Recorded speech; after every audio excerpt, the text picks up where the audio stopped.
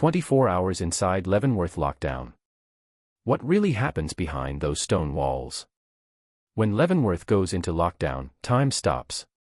The walls don't move, the air doesn't change, but you can feel something breathing in the dark. The siren blares at exactly 6:07 a.m. A shrill, mechanical scream that slices through every corridor, every cell, every flicker of sleep. Then, silence.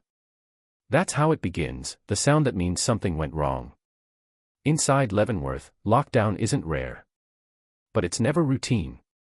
According to Bureau of Prisons records and Kansas City Star reports, the federal penitentiary has spent more cumulative hours on lockdown than almost any other U.S. facility over the past 2 decades. The reasons vary: assaults, contraband sweeps, gang conflicts, or simply administrative security procedures. But the effect is always the same: 1,500 men trapped in stone coffins, listening for what happens next. The sound of fear. Marcus Kane, a composite of many real inmates described in interviews and affidavits, had already been awake when the siren screamed. He'd learned to wake before it. Because in Leavenworth, control is everything, and control comes from anticipation. He sits upright on his bunk as the loudspeaker crackles. All movement suspended. This is a facility-wide lockdown. Remain in your assigned cells. The words echo down the tier like thunder rolling through steel. No one speaks. Not yet. For the first hour, the silence is total, a collective holding of breath. Leavenworth's walls, thick limestone, quarried and laid by prisoners more than a century ago, absorb the noise of life and reflect only its ghosts. You can hear the building creak, the faint hum of generators, the click of boots 2 floors below. Then come the whispers. They always come. Who got hit? What wing? North Yard or Education Block? Speculation spreads faster than fire. A federal incident report once noted that information networks inside Leavenworth remain more efficient than official communication channels. Inmates learn of assaults before staff confirm them. They know who's been moved, who's disappeared, and who's next. A fortress in lockdown. From above, Leavenworth looks like a stone citadel, 5 massive cell blocks radiating from a central dome, surrounded by double walls and guard towers that pierce the Kansas horizon. But inside, it feels smaller, a city built vertically, compressed into echoing tiers and metal stairwells. During lockdown, every door becomes a boundary. No recreation, no chow hall, no yard. Meals are pushed through slots, cold trays sliding on steel. Showers are cancelled. Mail is delayed. Even the guards start pacing slower. A 2014 DOJ inspection found that extended lockdowns in federal prisons led to increased anxiety, panic behavior, and incidents of self-harm. Marcus had seen it firsthand. The mind starts clawing at itself. Hours stretch. Light shifts from gray to gold to black, but inside the cell, nothing changes. He sits with his cellmate, an older man everyone calls Document. Doc was doing 25 years for bank fraud but had learned more about human behavior inside these walls than any psychologist. He speaks without looking up. "You feel that," he mutters. Marcus listens. "Feel what?" "The building. It's different when it's locked down. Like it's holding its breath." Whispers through the walls. Around noon, word spreads, a guard stabbed in cell block D. Rumor says it was an ambush. Another says it was a debt. No one knows for sure, but everyone feels the consequence. Leavenworth's hierarchy is simple: 1 act of violence leads to 10 acts of punishment. Officers sweep through tiers, keys jangling, eyes sharp. Cells are searched. Mattresses flipped. Books torn open. By 1 p.m., the smell of disinfectant fills the air, a sterile scent masking something darker. Marcus watches as an officer dumps his property box onto the floor, inspecting every folded paper, every photo. No contraband, no write-up. Still, he loses his radio, security reasons. Lockdowns turn officers into hunters and inmates into prey, but it isn't about finding weapons. It's about reminding everyone who runs the cage. According to federal oversight testimony in 2016, such sweeps often recover fewer than a dozen weapons in facilities holding thousands, but their psychological impact is enormous. One inmate described it best. "They take your air, just to see how long you'll fight for it. The psychology of confinement. By evening, the walls begin to close in, not physically, but mentally. The silence becomes heavier than the noise. Marcus counts the rivets on the cell door. He counts the seconds between footsteps. He recites the same sentence under his breath, "You can't break what's already cracked." Doc breaks the quiet with a question. "You ever think about what they're afraid of?" Marcus frowns. "Who?" "Them," Doc says, nodding toward the unseen officers. "Why lock down an entire prison unless someone out there's scared of someone in here? It's a dangerous thought, one most inmates learn to bury." But he's right. Historically, Leavenworth's lockdowns haven't always been about violence. In 2012, according to Associated Press reports, a full facility lockdown occurred after an FBI informant's cover was blown inside the compound. In 2019, lockdown followed a contraband investigation linked to a private contractor. Each time, official reports blamed security risks. But insiders whispered another truth: control wasn't the goal, it was the performance. A reminder that even in a fortress of criminals, fear still flowed both ways. Nightfall. At 9 p.m., the lights dim. Outside, the Kansas sky burns crimson before fading into deep black. Inside, the cells flicker with dull yellow light. Men talk in hushed tones. Stories, jokes, confessions whispered into darkness. Some pray. Some curse. Some stare at nothing, waiting for sleep that never comes. Marcus lies back, his head against cold stone, his body vibrating with exhaustion. He can't shake the image of the siren, the scream that started it all. He knows lockdowns can last hours or weeks. He's survived both. But tonight feels different. The silence is too organized. Too expectant. Through the thin vent above his bunk, he hears something, a low hum, like a generator, then voices. Not inmates. Not guards. Something between them. You think he'll talk? Doesn't matter. We'll know by morning. The words chill him to the core. Because in Leavenworth, rumors aren't just noise, they're warnings. And this one sounds like it's meant for him. He closes his eyes. Somewhere outside, another siren cries into the night, shorter, sharper, closer. And the countdown begins again. The hidden system. In Leavenworth, power doesn't come from violence. It comes from control, control of the fear, the food, the flow of information. And when lockdown begins, that control starts to shift. The morning after the siren, Leavenworth is unnaturally quiet. No voices. No footsteps. Only the faint hum of fluorescent lights and the echo of distant doors slamming. The air feels thick, metallic, heavy with what everyone already knows but won't say aloud. Lockdowns are supposed to last hours. This one has stretched into days. Marcus Kane lies on his bunk, staring at the crack in the ceiling that looks like a lightning bolt frozen in stone. His cellmate, Doc, mutters under his breath, flipping a deck of imaginary cards. Outside, boots scrape against the concrete floor, a slow, rhythmic patrol. Each pass feels longer than the last. According to Department of Justice oversight reports from 2019, long-term lockdowns at federal prisons are often justified as preventive measures, but former staff admit they're sometimes used to conceal internal operations, transfers, contraband searches, or disciplinary actions that never make the records. This feels like one of those times. The first crack.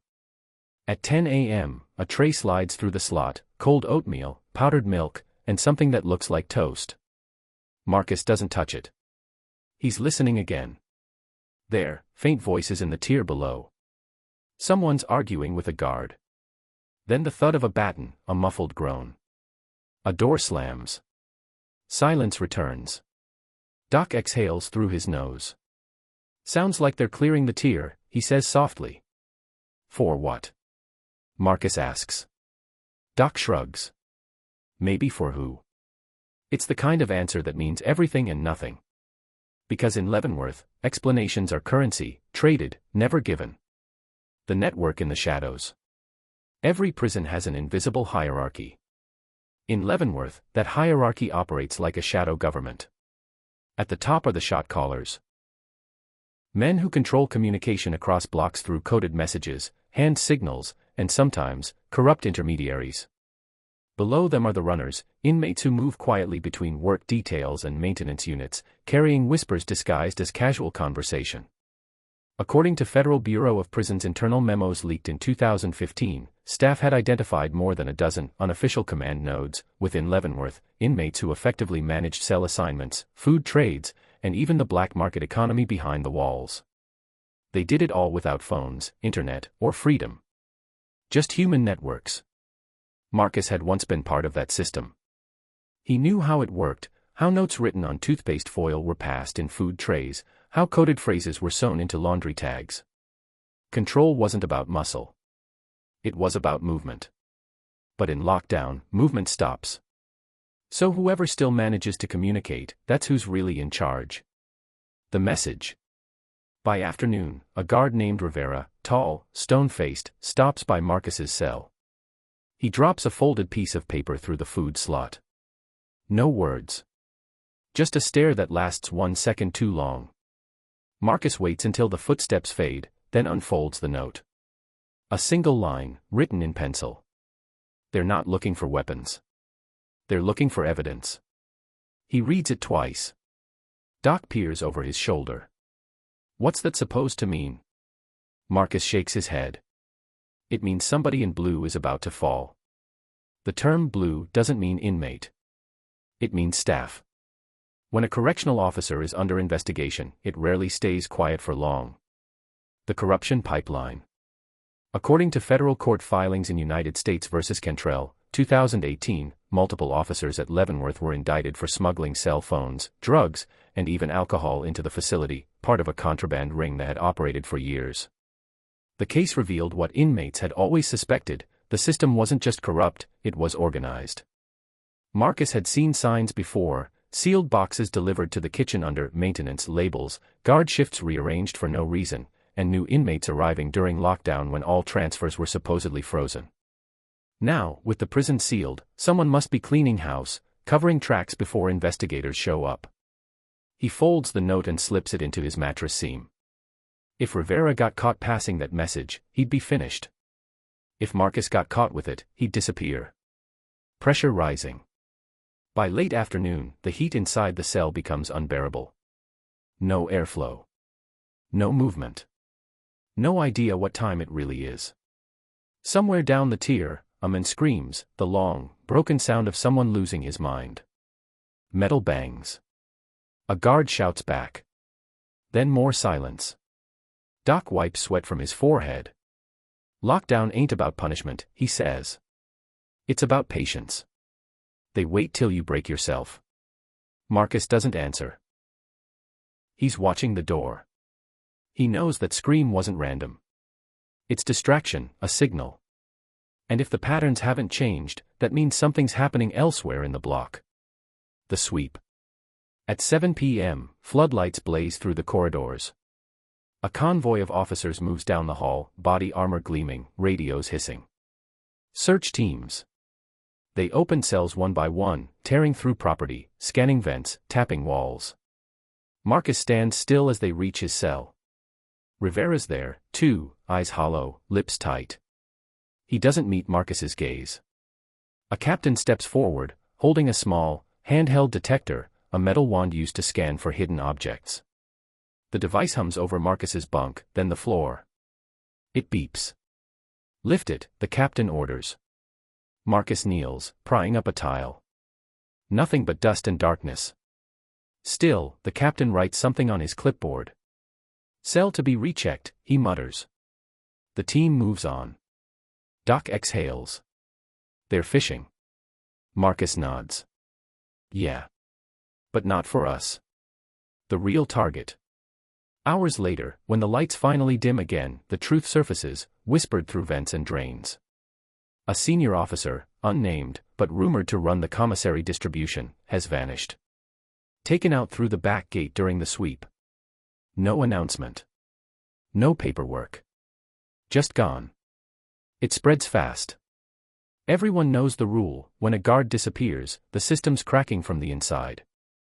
According to the Kansas City Star's 2021 investigative piece, several former officers claimed Leavenworth's internal corruption investigations often ended with quiet removals instead of formal charges to protect reputations and contracts. Those who talked too much were transferred, retired early, or simply erased from records. Now it's happening again. The shift. At midnight, Marcus sits in darkness, listening. Somewhere in the distance, a generator kicks in, cutting power for a few seconds before rebooting. The lights flicker. In that brief blackout, he hears movement, footsteps outside, softer than usual, like someone pacing with purpose. When the lights return, Rivera stands at the door, whispering through the slot. "You didn't see me," he says. Then he slides another folded note inside and walks away. Marcus unfolds it. Tomorrow. 0300, they're transferring 20 men. You're on the list. He freezes. He hasn't requested a transfer. And he knows what that means. It's not relocation. It's removal. Doc looks at him. What is it? Marcus lowers his voice. Looks like lockdown's not ending tomorrow. Then what is it? He stares at the note. It's beginning. The transfer. In Leavenworth, a transfer doesn't always mean leaving the prison. Sometimes it means you're being moved out of sight, permanently. The fluorescent lights hum back to life at 3 a.m., long before dawn touches the Kansas horizon. Marcus Kane is already awake. He hasn't slept. The second note from Officer Rivera lies folded beneath his pillow, its single line running through his mind like static. Tomorrow. 0300, they're transferring 20 men.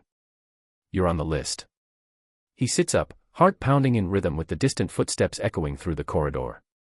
A transfer during lockdown. That's not procedure. It's a purge.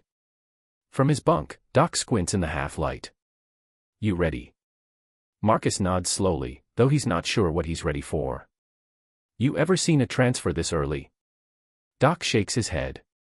Not one that ends with breakfast. The extraction. Keys jangle.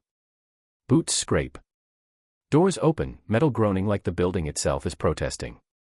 Guards move methodically down the tier, reading names off a clipboard.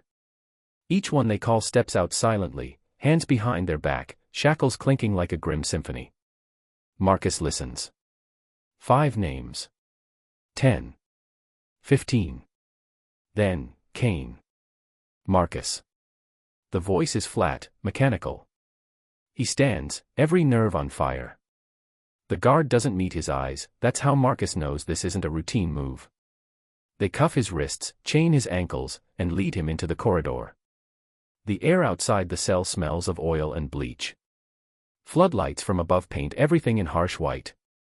He counts 19 other men in line, the 20 from the note. All silent. All confused. All moving toward the north gate. The cold yard. The yard is empty, except for 2 white buses idling near the loading dock. Their headlights slice through fog like search beams. No markings. No destination signs. Keep your heads down, one of the officers barks. The men shuffle forward. Marcus spots Rivera near the fence, helmet on, face unreadable. Their eyes meet for a split second, a glance heavy enough to say don't ask. Rivera looks away. Then something clicks in Marcus's brain. If Rivera sent the warning, but he's also here enforcing it. He's being watched, too. They board the bus in silence. Chains rattle against metal seats. The doors hiss shut. As the engine revs, Marcus looks out the small, barred window. Leavenworth's stone walls loom against the night, massive, indifferent, ancient. He whispers under his breath, I'm not dying in there. Destination unknown. The bus rolls out slowly, tires crunching gravel. No one speaks. No one dares. According to federal transportation logs from the Bureau of Prisons, inmate transfers between facilities are logged 24 hours in advance and require written approval from regional authorities. But no such record exists for this one. Whatever this is, it's off the books. Marcus tries to trace the route. The bus turns right off the main road, not toward the highway, but deeper into the industrial zone behind the penitentiary. 5 minutes later, the bus stops again. Guards shout, head down. Don't look. The doors swing open, and the men are marched out into another compound. Smaller, older, colder. It's the original Leavenworth Annex, a part of the facility closed years ago after a federal review deemed it structurally unsound. The air reeks of dust and decay. Rusted bars. Faded paint. Long-forgotten graffiti scratched into stone. Marcus realizes what's happening. They're not transferring inmates. They're isolating witnesses. The annex. The annex was built in the early 1900s as overflow housing.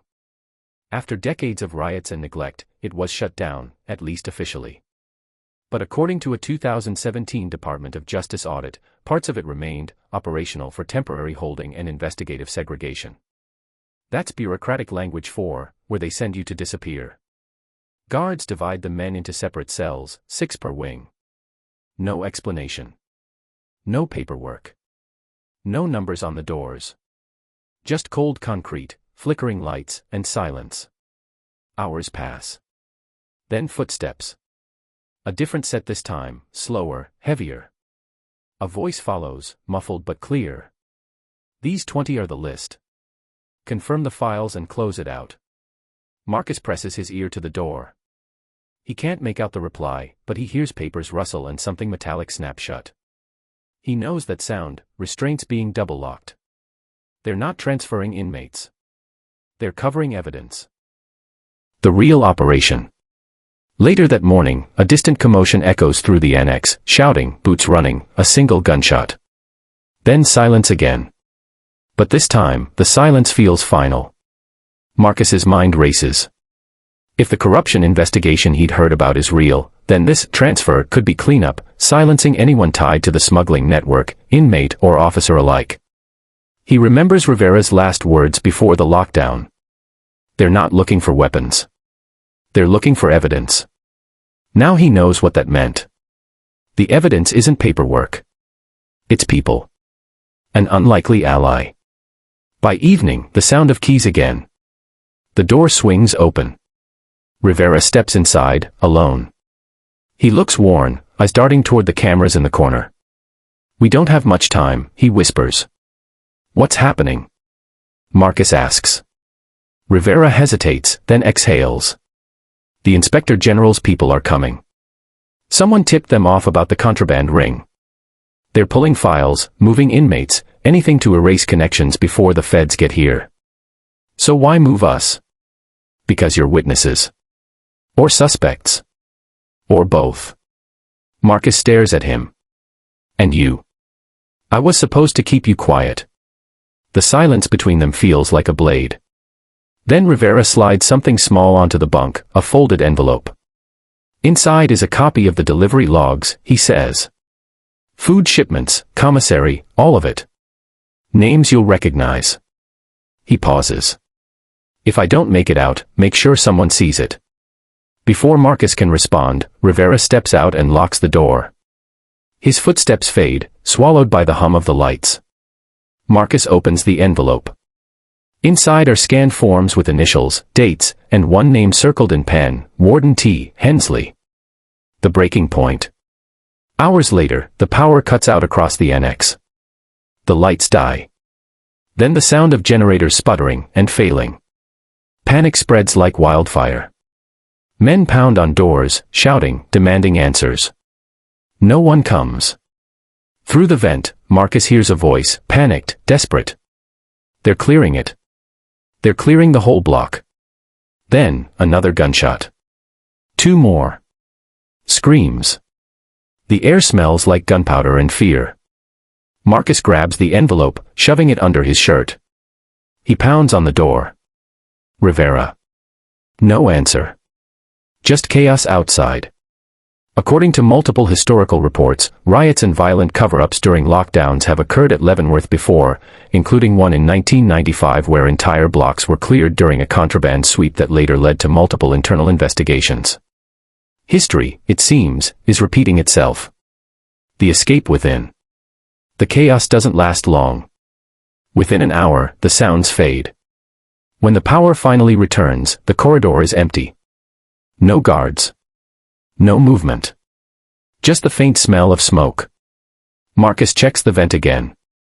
Whispers drift from somewhere beyond the wall, men moving, tools scraping metal. Then, a knock from the next cell. 2 taps. Pause. 1 tap. The old code. He knocks back. A voice responds, "You still got that paper?" Marcus recognizes it, one of the runners from his old block. "Yeah," he whispers. "Then keep it dry. They're burning the rest." Through the vent, faint orange light flickers. Someone's destroying records. The fire. By dawn, smoke fills the corridor. The annex is burning, slowly, methodically. Sprinklers sputter, but the pressure's too low to stop it. The heat grows, and the alarms finally wail. Guards return, shouting orders, dragging inmates out in chains. Marcus holds the envelope tight as they shove him into the yard. Ash drifts through the air like black snow. From across the fence, he spots Rivera, coughing, shouting, herding men toward safety. Their eyes meet one last time. He nods once, almost imperceptibly. Then, in the distance, sirens rise, not prison sirens this time, but federal ones. Unmarked SUVs tearing down the access road. The Department of Justice has arrived. As the sun rises over the smoldering stone walls of Leavenworth, Marcus realizes something that chills him deeper than the night ever could. The lockdown wasn't about punishment. It was about survival. And the only way out was through the fire. The fire and the truth. Leavenworth burns differently. Not in flames you can see, but in secrets that refuse to die. Smoke still lingers over the compound as dawn creeps over the Kansas plains. The air is heavy with the sour sting of ash and chemicals, and the sky glows dull orange through the haze. Leavenworth, America's fortress of punishment, looks like a ghost of itself. Marcus Kane stands in line with the other inmates in the yard, wrists cuffed, ankles shackled. His jumpsuit is smeared with soot. The envelope under his shirt, damp with sweat and smoke, feels like the only thing keeping him upright. Helicopters hover overhead. Federal agents swarm the perimeter. Officers shout orders that no one hears. And in that chaos, Marcus knows one truth: the lockdown wasn't an accident. It was a purge, and the fire was the cleanup. The arrival of the feds. By mid-morning, the Department of Justice team has taken over. Black SUVs line the road leading to the north gate. Agents in navy jackets fan out through the smoke, clipboards and radios in hand. At the front of the convoy stands a familiar figure, Special Agent Rebecca Holt, her hair tied back, face masked against the fumes. Marcus watches her step through the wreckage with the calm precision of someone who's seen this before. When she passes the annex, her jaw tightens. Inside, the old stone corridors are blackened, the ceilings cracked from heat. Dozens of burnt folders litter the floor, half-melted evidence, charred names, erased records. But not all. Because one file, the one Marcus risked his life to save, still exists. The interrogation yard. Hours later, Marcus is pulled from the holding line and escorted to the visitation wing, now converted into a temporary interview zone. He sat across from Holt. A single table between them. 2 guards at the door. Her voice is steady. "You're lucky to be alive." Marcus leans forward. Luck had nothing to do with it. She studies him for a moment. "We found Rivera." He pauses. "Alive." She hesitates. "He didn't make it out." The words hit like a gut punch. Rivera, the one who warned him, the one who tried to make it right, silenced by the same system he served. Holt continues. "Before he died, he sent a message. He said you had something I needed." Marcus slowly pulls the smoke-stained envelope from his shirt and slides it across the table. "Everything's in there," he says quietly. "Shipments, names, approval logs. It all points back to one man, the warden." She opens the envelope carefully, eyes scanning the documents. Her expression darkens. These are official procurement forms. Federal seals, falsified signatures. This is enough to open a full corruption inquiry. She looks up. "You realize what this means, right?" Marcus nods. "It means the walls were never meant to keep criminals in. They were built to keep the truth out. The investigation.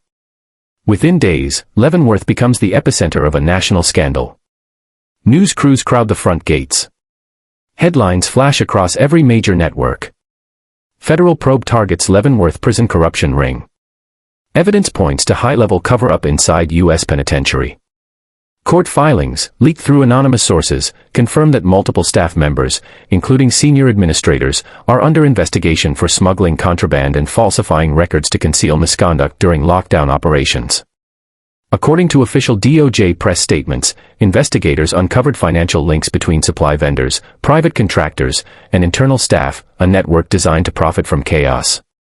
The fire, they believe, was an attempt to destroy incriminating evidence before federal teams arrived. But not everything was lost.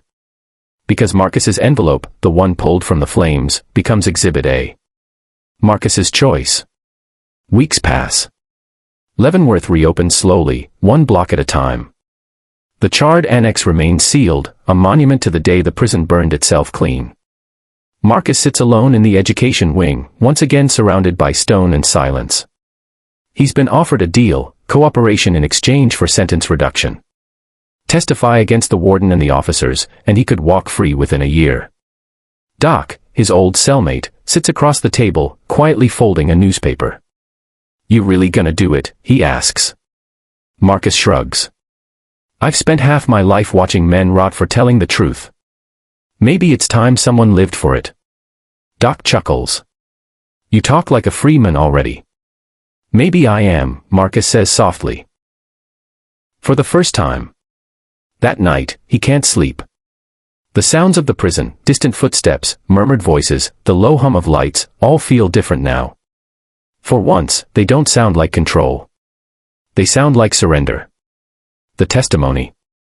A month later, Marcus is led into a federal courtroom in Topeka. The air smells of paper and old carpet, freedom's faint cousin. Cameras flash. Reporters whisper. When he takes the stand, the room falls silent. He tells them everything. About the lockdown. About the annex. About the fire. About Rivera. Each word lands like a strike against the walls that held him for years. When it's over, Holt nods from the back row. Not triumph. Respect. A quiet acknowledgement that justice, even in a place built to crush it, can still find a way to breathe. The aftermath. Months later, the findings become public. The warden resigns under investigation. Several officers are indicted on federal charges. Leavenworth undergoes sweeping reforms, surveillance overhauls, staffing audits, independent oversight. But for those who live through it, change is slower. The men still eat from metal trays. The gates still close with the same metallic thunder.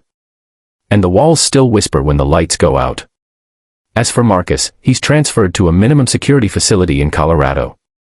He spends his mornings teaching literacy classes to younger inmates and his evenings writing letters to Holt's office, sending insights about reform from inside. He never calls himself innocent. But he does call himself awake. The final truth. Months after his release, Marcus stands outside Leavenworth for the first time in years. The stone walls rise behind him like mountains, cracked, scarred, but still standing. The air smells cleaner now, or maybe it's just his mind. He thinks of Rivera. Of Doc. Of the countless men who never walked beyond those walls.